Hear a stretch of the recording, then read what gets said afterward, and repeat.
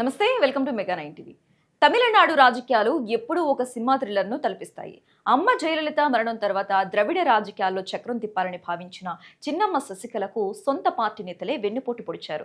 అక్రమాస్తుల కేసులో జైలుకు వెళ్లి వచ్చిన తర్వాత తనను పార్టీ నుంచి గెంటేశారన్న అవమానంతో రగిలిపోయిన శశికళ మళ్లీ అన్నాడీఎంకే పగ్గాలు చేపట్టాలని ఎన్నో న్యాయ పోరాటాలు చేసింది.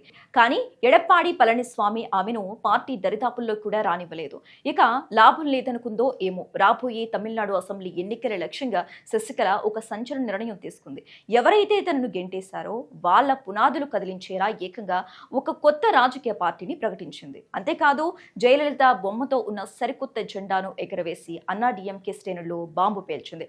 అసలు ఎన్నికల ముగింట శశికళ కొత్త కుంపటి పెట్టడం వెనుక ఉన్న వ్యూహం ఏంటి? చిన్నమ్మ అసలు టార్గెట్ ఏంటి? రాజకీయాల్లో శత్రువులు మిత్రువులు శాశ్వతం కాదు, అవసరాలు మాత్రమే శాశ్వతం. ఒకప్పుడు తమిళనాడులో జయలలిత తర్వాత అంతటి పవర్ ఎంజాయ్ చేసిన శశికళ ఇప్పుడు తన ఉనికిని చాటుకోవటానికి ఏకంగా ఒక కొత్త పార్టీని స్థాపించాల్సి వచ్చింది. చెన్నైలో తన మద్దతుదారుల మధ్య శశికళ తన కొత్త పార్టీ జెండాను ఆవిష్కరించారు. ఆ జెండాలో అన్నాడీఎంకే రంగులైన నలుపు, తెలుపు, ఎరుపు రంగులతో పాటు మధ్యలో జయలలిత ఫోటోను ముద్రించడం రాజకీయంగా పెనుదుమారం రేపుతోంది.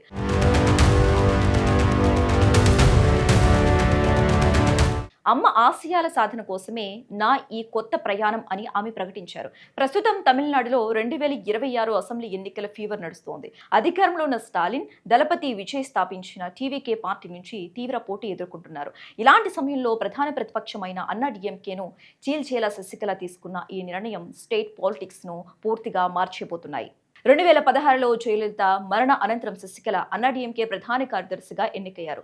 సీఎంగా ప్రమాణ స్వీకారం చేయబోతున్న తరుణంలోనే ఆదాయానికి మించిన ఆస్తుల కేసులో సుప్రీంకోర్టు ఆమెకు 4 ఏళ్ల జైలు శిక్ష విధించింది.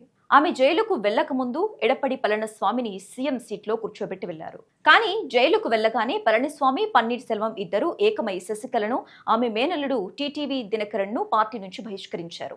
2021లో జైలు నుంచి విడుదలైన తర్వాత పార్టీపై పట్టు కోసం ఆమె ఎన్నో లీగల్ బ్యాటిల్స్ చేసింది. కానీ ఎలక్షన్ కమిషన్, కోర్టులు పళనిస్వామికి, అన్నాడీఎంకే సింబల్ కేటాయించారు.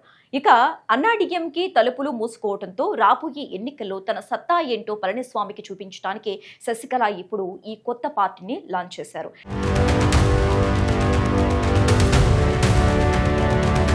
శశికళ ఆవిష్కరించిన జెండాలో అన్నాడీఎంకే జెండాను పోలిన రంగులు ఉండటం గమనార్హం. జెండా మధ్యలో జయలలిత బొమ్మను పెట్టి అమ్మకు అసలైన రాజకీయ వారసురాలిని నేనే అని తమిళ ప్రజలకు ఒక బలమైన మెసేజ్ ఇచ్చే ప్రయత్నం చేశారు. అన్నాడీఎంకే కొందరి స్వార్థ రాజకీయాల వల్ల నాశనమవుతోంది, అమ్మ ఆశయాలను బతికించడానికి నేను ఈ నిర్ణయం తీసుకున్నాను అని శశికళ తన క్యాడర్ను ఉద్దేశించి ఉద్వేగంగా ప్రసంగించారు. అయితే జయలలిత బొమ్మను వాడుకోవడంపై అన్నాడీఎంకే నేతలు తీవ్ర అభ్యంతరం వ్యక్తం చేస్తూ న్యాయ పోరాటానికి సిద్ధమవుతున్నారు. ఇదిలా ఉంటే ఇప్పుడు శశికళ ఎంట్రీతో తమిళ పాలిటిక్స్ రసవత్తరంగా మారాయి.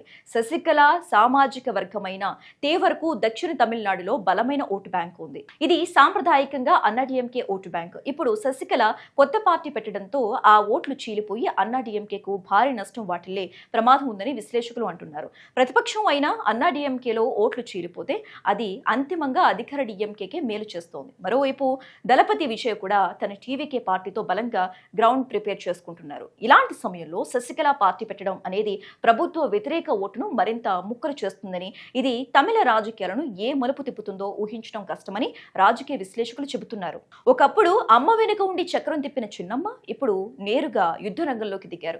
కానీ రాజకీయం అంటే కేవలం జెండా, ఎజెండా ఉంటే సరిపోదు, ప్రజల మద్దతు కావాలి. జయలలిత మరణం తర్వాత శశికళ పట్ల తమిళ ప్రజల్లో ఉన్న సానుభూతి, వ్యతిరేకత రెండూ ఈ ఎన్నికల్లో తేలనున్నాయి.